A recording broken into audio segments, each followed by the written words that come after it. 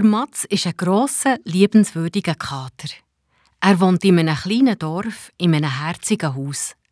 Und neben diesem Haus steht ein grosser Baum. Miau. Also erstens ist das Dorf eher eine Stadt und unser Haus ist nicht herzig. Es ist schön gross und der Baum neben dem Haus, okay, der ist gross. Mats, Ja?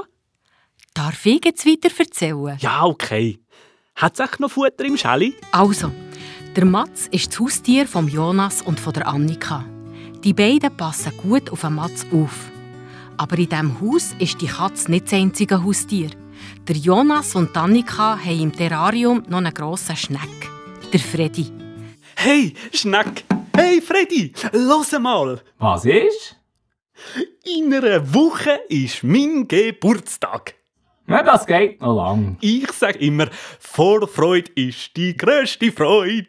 Nein, das sagst du nicht immer. Doch sicher schon, Vorfreude ist die grösste Freude. Siehst, jetzt habe ich es schon wieder gesagt. Nein, du sagst immer, hey, wann gibt's endlich Food? Hopp, hopp, wieso ist mein Schälli noch leer? Miau!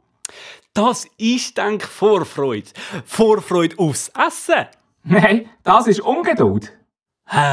Von Ungeduld verstehst du als Schneck, denk nichts. Bei dir kann es ja nicht langsam